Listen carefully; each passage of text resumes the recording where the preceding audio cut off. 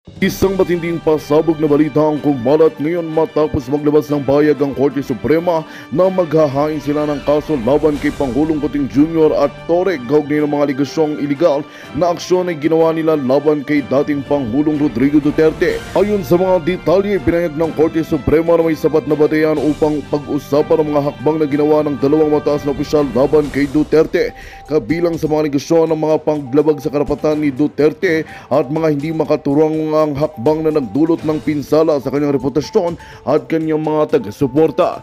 Dahil sa mga kaganapang ito, nagsimula ng mag-usap ang mga legal na eksperto tungkol sa posibleng mga parusa na maaring ipataw sa mga kasangkot ng opisyal, kabilang na ang pagwawakas ng kanilang mga karera sa politika at ang posibleng pagkakakulong kung mapapatunayan ang kanilang mga pagkakasala.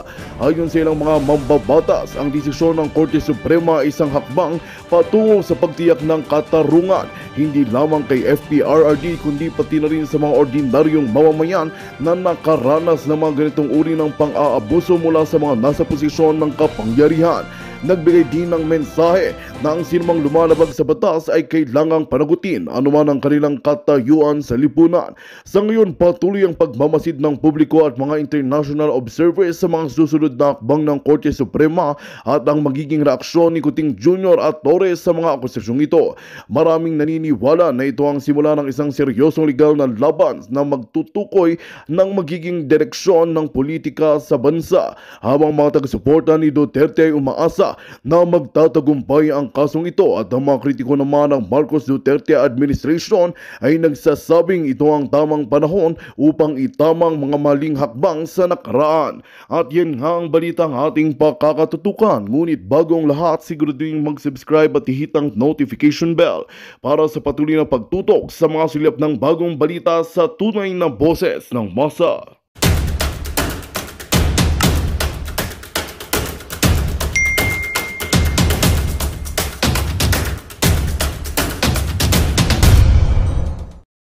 Mga presyo lahat. Wala siyang pakialam sa mga Pilipino. Si PRRD ang tunay na nagmalasakit na leader sa ating bansa. Pero siya pa ngayon, nasaan siya ngayon? Siya pa ang inaresto. Gano'n na ba talaga ang natin sa ating bansa? Wala nang justisya. Yun lang, nag-ano lang ako, attorney, ng sama ng loob kasi masakit sa dibdib talaga. Mabigat ang dibdib ko sa ngayon. Oo. Ay, tama po. Ngayon po, nananawagan ako kay MJ na nandoon sa Fort Bonifacio, sa Villamor Air Base. MJ, kung po pwede ka mag-live para makita natin mga pangyayari dyan sa Kalayaan Hall sa Villamor Air Base. Ma'am, maraming salamat po at maraming salamat sa iyong panawagan. Maraming salamat po. Oo. Folks, nananawagan din ako sa ating mga kababayan na nasa loob ng Zoom and even nasa Facebook na kung gusto nyo maglahad ng inyong damdamin, magtaas lang po kayo ng kamay, i-recognize po namin kayo. Maraming salamat po. Yes, tawagan po natin si Kat ngayon. Go ahead, Kat. Kat, paki-unmute po ng sarili nyo, Kat. Hello po, attorney. Hello po. Yes, Kat. Nasa iyo yung floor. Yes po. Gusto ko lang po malaman kung kailan po at anong oras po yung meeting natin para sa future cover. Hello? Kat, pakilakasan ng boses. Ano ulit yung sinasabi nyo? Kailan po tayo pwede magkita-kita, magtipon-tipon para kay Tatay Digong? Well, ngayon na tayo pumunta ron.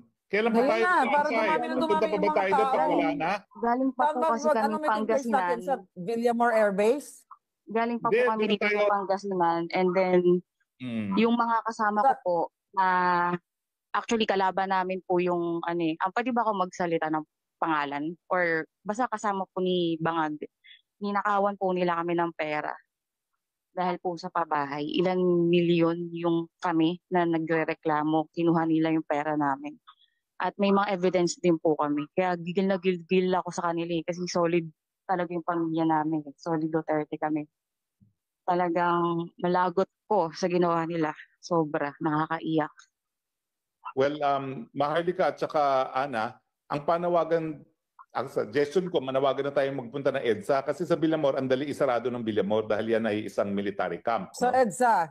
Oo, sa EDSA na tayo magpunta mga kababayan. No? Okay, sa EDSA na Oo, tayo repeated pumunta. history naman ito. Oo, yun naman talagang historical venue natin. Pag gusto nating magsabi na tama na, sobra na EDSA tayo nagpupunta, di ba? So magtungo na po tayo sa EDSA, wag na tayong antayin hanggang ilipad nila ang presidente, no? Dahil pag nailipid na nila, too late na po yan.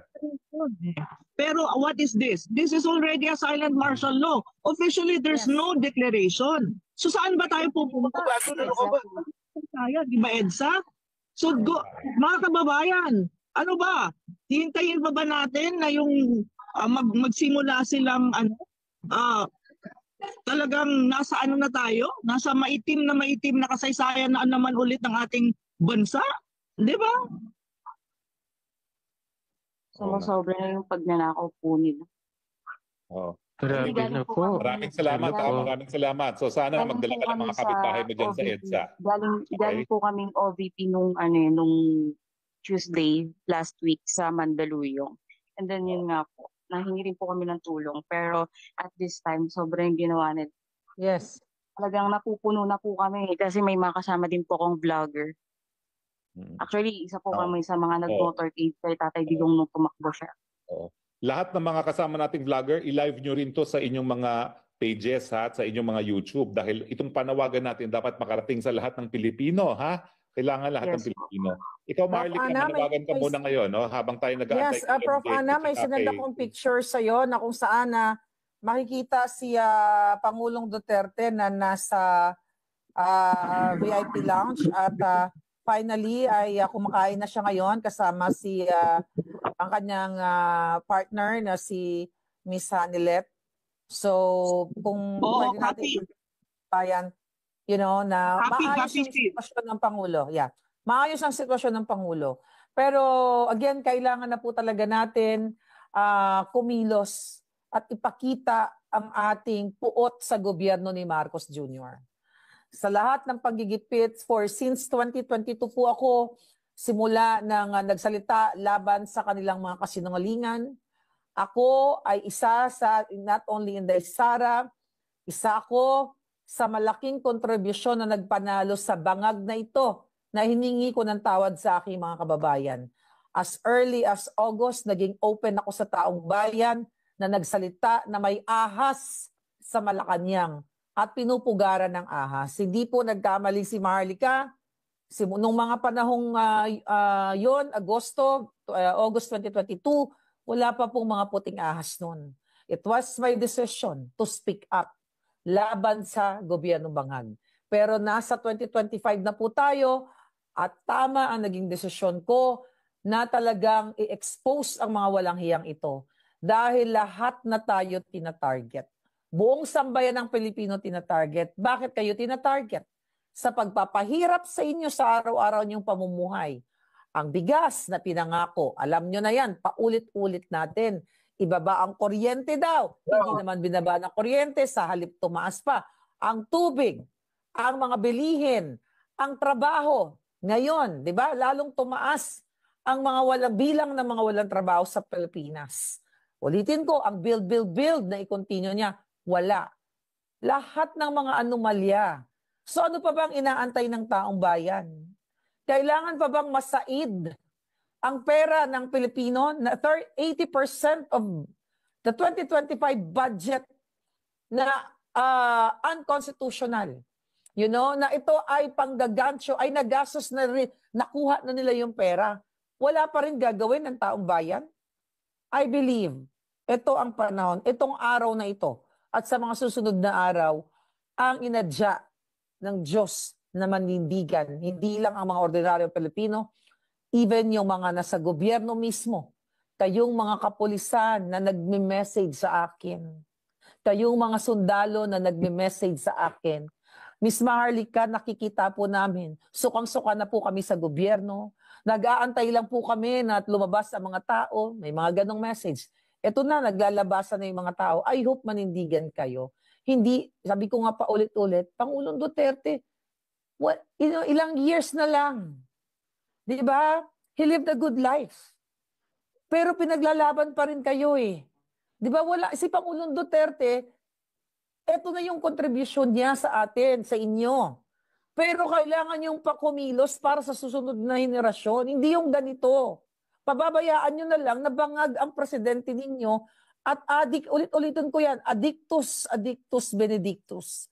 Manindigan po kayo, lumabas kayo sa kalsada ngayon, pumunta kayo sa EDSA, doon makikita ninyo ang mga taong totoong tao, hindi trolls. Dahil mas maninindigan ang totoong tao, warm bodies, kumpara dito sa mga trolls ni Marcos Jr. Kitang-kita nyo naman po yan sa mga comment section, ang mga nagko-comment at yung mga laughing emoji, yung mga natatawa sa kababuyan, sa kasinungalingan, sa fake news, sa mga krimen, na ginagawa ng Marcos Jr. to, kitang-kita natin sa mga organic commenters. Pero ang mga tagapagtanggol ni Bangag ay mga bayad at mga trolls. Yung iba dyan hindi taga-Pilipinas. Galing yan sa iba't ibang mga bansa na kung saan binabayaran ni Lisa Tanas, ni Marcos Jr. So, lagi niyong sinasabi na ang Pilipino ay matatalino, matatapang, taas noo kahit kanino. Ipaglaban natin ang ating bayan sa mga dayuhan, pero ngayon hindi po dayuhan ang kalaban natin. Ang bangag na gobyerno, ang nasa Malacanang ang kalaban ng bayan. So you have to speak up now na. Manindigan kayo para sa Pilipino. Professor Analay, ko sinasabi, bakit ba ako nandito sa kasama kayo na nakikipaglaban dyan sa Pilipinas na kung tutuusin dapat na nahimik na ako dahil andito naman na lahat ng family ko, so wala na dapat akong problema. Pero hindi ko maatim na binababoy kayo nitong gobyerno ni Marcos na minsan ay sinuportahan kong mga hayop na yan. Kaya sabi ko nga, hanggang sa huling patak ng dugo ko, hindi ko kayo titigilan ng mga bangag. Hanggat hindi nakakalaya ang Pilipino sa lahat ng mga kademonyuhan nyo. Yun lang muna. Oo. Maharlika, binasahan na ang presidente formally sa Kalayaan Hall. Binasahan si presidente na siya ay naaresto by virtue daw of a warrant of arrest issued by the International Criminal Court. Nako mga ulol, yan po ilabag sa ating saligang batas. Wala na pong bisa yung warrant of arrest na yan.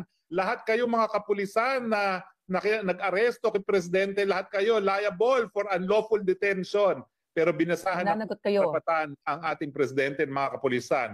Naku po, bakit kayo nagpagamit dito sa bangag na administrasyon neto? Wala na pong jurisdiksyon ng ICC. Hindi po pwede ang kapulisan ng Pilipino ay nagsaserve ng warrant of arrest ng mga dayuhan na isang hukuman na hindi na tayo kabahagi. Kung si President Trump nga, talagang piniris niya ang assets niya at pinapaaresto niya yung prosecutor dyan sa Amerika. Subukan niya tumugtog sa Amerika. Pero tayo, kayo pa magpaparesto sa dating presidente para sa mga dayuhan. At siyempre, alam naman natin, kaya nila inaaresto ng Pilipino sa buwatan sa bangag na administrasyon ng Marcos dahil gusto nilang alisin ang mga balakid sa kanilang plano na talagang habang buhay na naman na magpasasa sa pwesto. Mabuti sana kung sila may mabuting paglilingkod ang nangyayari naman dito sa ating Pilipinas habang sila mga nakaupo. Puro pahirap ang ginagawa sa sambayan ng Pilipino. No? Pero magpapalamig muna ako. Tawagin natin si Duterte Mission 24K. Go ahead please, Duterte Mission. Oh, good noon, Attorney Harry Roque. From Davao City po ako. But presently, nandito ngayon sa Manila. So, Ayan na. Wait, sandali lang po ha. Teka lang muna. Ito po ating larawan. Galing po doon sa loob. Oo. Nasa loob. At finally po ay hindi natin alam kung saan galing yung pagkain ni Pangulong Duterte. Pero kanina nga, may pinakita tayong video na ayaw papasukin. And finally, nakakain na siya. At makikita niyo sa picture, nasa maayos naman sa kondisyon at kasama yung kanyang may bahay. Okay. Sorry, Mami ha. Sorry, Duterte Mission. Go ahead, Duterte Mission. Okay. Attorney, tubong Davao ako. So, kilala ko si Tatay Digong. So, ibig sabihin, mula bata po ako hanggang ngayon, then ako din yung nilabas dati sa song nila ni Sas na naging testigo na ginorgor si BP Inday. So, sa pagkakataon ito, nakikita ko yung sama ng loob ng bawat isa sa atin na bakit si Tatay Digong pa ang kanilang ginagawaan ng ganyan. Pero expected na natin yan dahil yun yung sabi ni Tatay Digong sa akin noong bata pa ako, na I must learn how to play the games of the general. So, naniniwala naman ako na malalampasan ito ni Tatay Digong. So, I'm looking forward na lahat tayo ay patuloy pa rin na suportahan si Tatay Digong because he is the only person, no? Yung kaibigan mo na si Attorney David Castillon ay kasama ko rin siya noon na isinulong ka namin para ikampanya during your candidacy. So I do believe na malaki ang maitulong mo pa rin sa ating bayan. So I'm very happy na kahit hindi ka man naluklok ngayon bilang senador, ay patuloy ka pa rin sumusuporta. At naniniwala po ako sa iyo. Sa mga YouTube nga lang na. Maraming salamat, Duterte. Ano bang ginagamit? Mission, no? Duterte Mission. Maraming salamat po. Ha? Tawagin naman natin ngayon si Brothers. Go ahead, Brothers. Dami pabarang na lang. Pwede nga lang. Hello, Attorney. Magandang hapon, Attorney. Go ahead po, Brothers, Travelers. Miss Maharlika, magandang hapon. Kilala ko ni Attorney Roque, lahat po ng laban ni dating Pangulong Rodrigo Roa Duterte na may pa magkasama na po kami. Yung pong sa akin, share ko lang Attorney, ito pong nangyari pong ito kay Tatay Digong, para sa akin, maliwanag po na gusto po na pabagsakin na talaga ang mga Duterte. Yan po ang nakikita ko. Kung titingnan po natin, fiscal year 2023 to 2024 budget, hindi po pinapansin ng mga makakaliwang grupo, Kamatayang Black, at kamping-kampi pa sila dito sa mga Duterte, kay BP Sara at mga to. So, doon pa lang nung lumipat po yung 2024 to 2025 budget, nagbaliktad ang kwento. Kaya nasa impeachment si BP Sara. At ngayon po, si Tatay Digong, ito lang masasabi ko po sa ating mga kabayan, pinakita lang po ng ating Tatay Digong, Mayor Rodrigo Roa Duterte, na talagang may bayag siya, may yagpol siya. Kamukha ni Marcos na hindi niya kayang harapin ito pong pagpapadrag test. Napakasimple lang po yan, hindi po kaso yan. Pero itong kay Tatay Digong, ipinakita niya na talagang haharapin niya, bagamat alam po natin na hindi na natin kinikilala sa Rome Statute ito po mga ICC at ipinadaan sa Interpol, at ang Interpol kinilala po ng gobyernong ito, imbalido na nga po yung dokumento sa ICC. Tapos ibig sabihin nun, wala nang kwenta yun. Pero dahil nga po dito sa pangyayari ito, tama yung sabi niyo po, Attorney, illegal detention, baka pwedeng lagyan ng serious illegal detention pa ang ginawa po, at unlawful, labag sa batas lahat ang ginawa po nila. Ang ma-share ko lang tuloy po ang laban. Walang bibitaw. At sama-sama po tayo sa labang ito. Maraming salamat, Ms. Maharlika, at kay Attorney Roque. Yes, maraming salamat, no? Sinong susunod natin tatawagin? Actually, spokes, mga palangga. So itong ginagawa talaga nila na illegal na pag-aresto kay Pangulong Duterte, diversionary tactic talaga to para hindi mapag-usapan yung vice cam report. Dahil nga nabisto sila eh. Di ba? Pinababalik yung sa PhilHealth na 60 billion. Ang daming anomalya na sunod-sunod.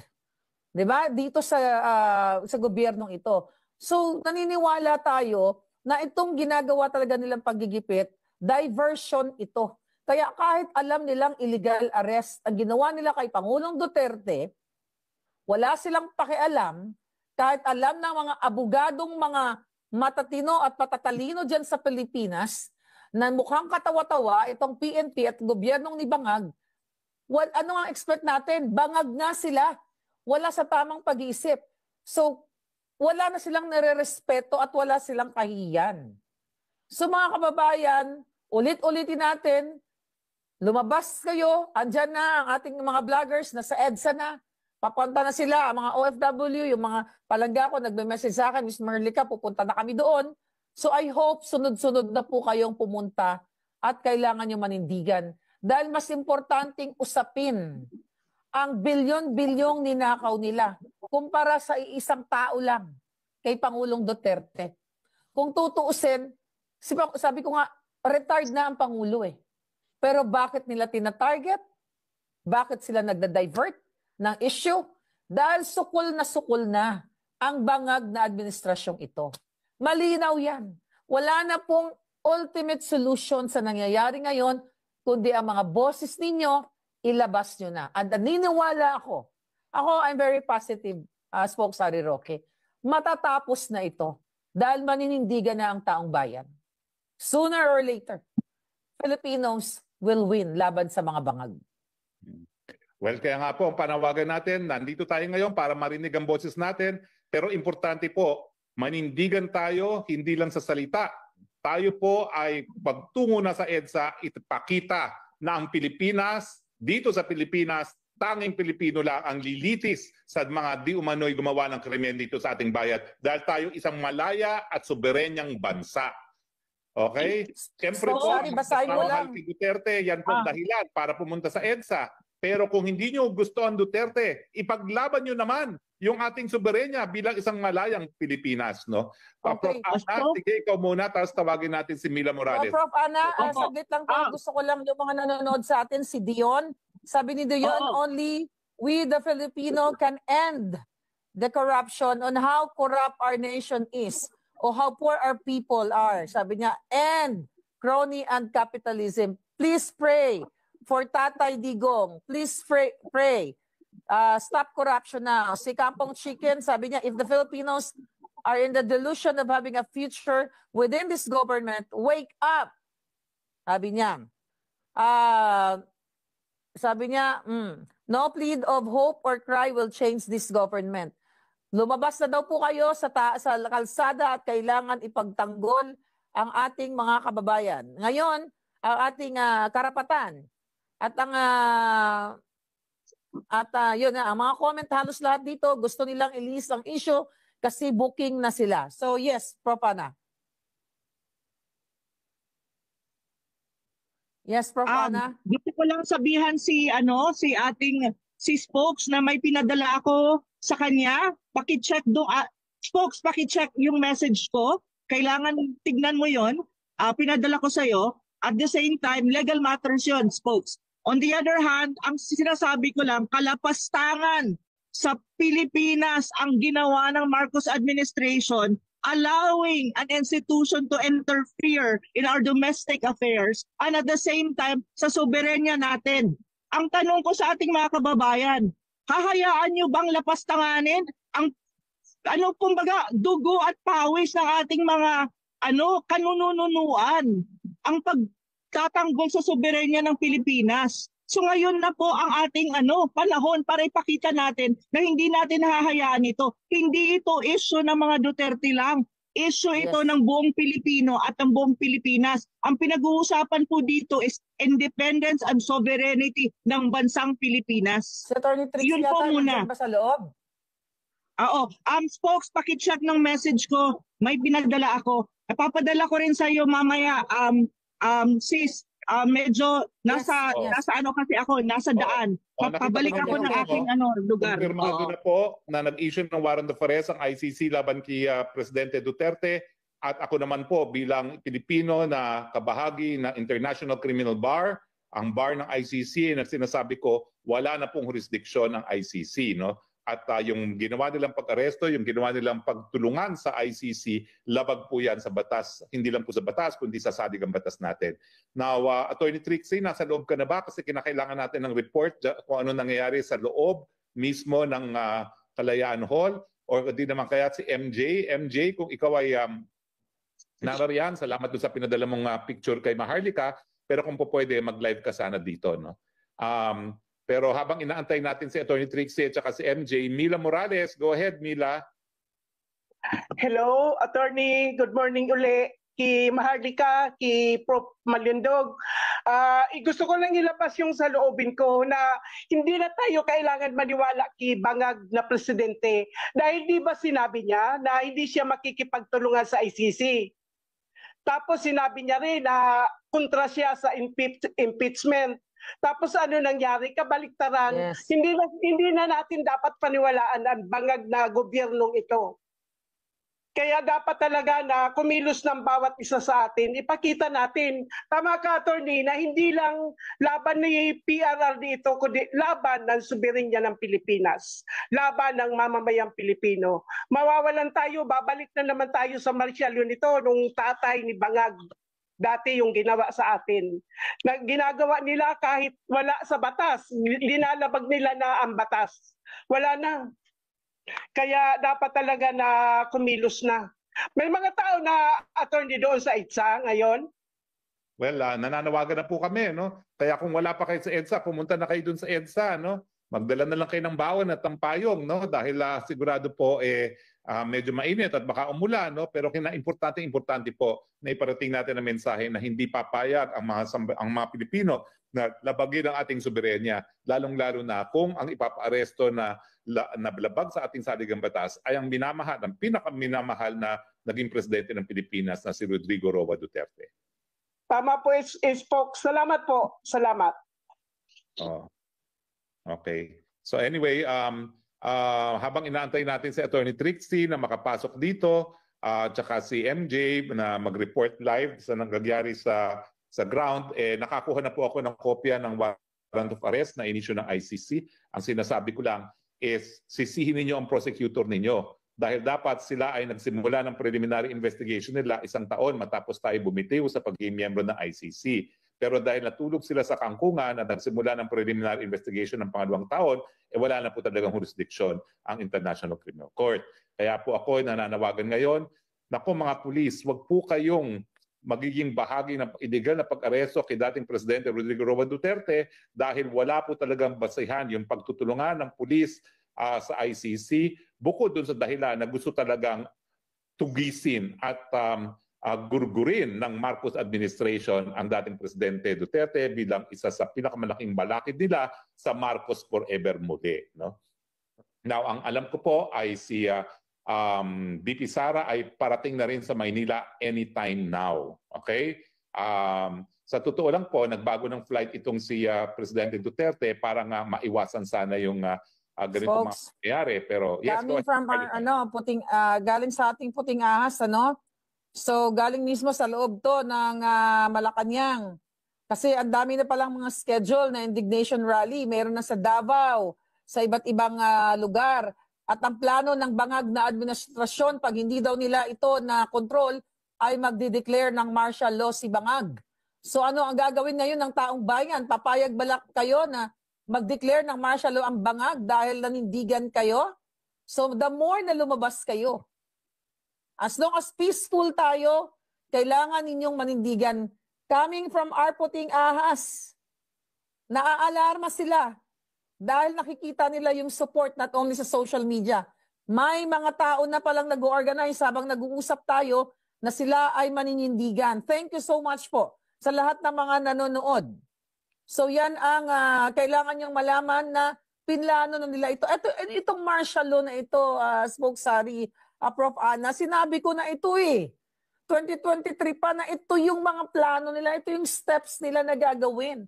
Kapag hindi nila nakayanan, ulitin natin, pagpapakansin, pagtutugis kay Pastor, kay Inday, yan ngayon kay PRRD, sa akin, sa iyo, Spoke, sa atin, Prof. Ana, na mga tagapagsalita, mga vloggers na tinatawag, or mga commentators dito sa social media. So dahil alam nilang talong-talo sila, kapag lumabas lalo ang taong bayan, so ang last resort ni Bangag ay gagayahin na yung tatay niya. Eto, Spokes, ano ang comment mo dyan ngayon? Dahil ikaw ay sabi ko nga, kung ano ang puno, siya rin ang bunga. Kung ang ama ay nagpayaman sa posisyon sa pamamagitan ng martial law, ang anak, ganun din ang gagawin. Totoo na ang kasalanan ng ama hindi kasalanan ng anak. Pero totoo rin na ang mangga hindi po pwedeng magbunga ng mansanas. So nakikita natin, nasa dugong Marcos ang pagtataksil sa sambayan ng Pilipino, ang pagmamanatili sa pwesto para magpayaman, para sa kanilang mga makasariling mga layunin at hindi para sa bayan. Kaya taong bayan, magpunta na po sa EDSA. Wala na po Cardinal Sin na mananawagan magpunta ng EDSA, pero meron mga ordinary, mga mamamayan, mga vloggers at mga nagmamahal sa bayan na nagsasabi, kita-kita na po tayo sa EDSA dahil kung hindi po, tuluyan ng mamamatay ang demokrasya dito sa ating bayan. Ayan na po ha, sinabi niya na puting ahas ni Mahardika, martial law na ang susunod. Huwag na po tayo mag-antay ng martial law. May statement si Pangulong Duterte, parinig ko lang sa inyo. Video to, pero video ano muna? Go ahead. Go ahead.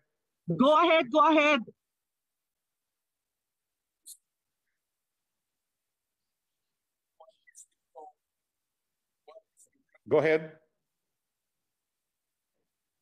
Pakilakasan lang. Okay.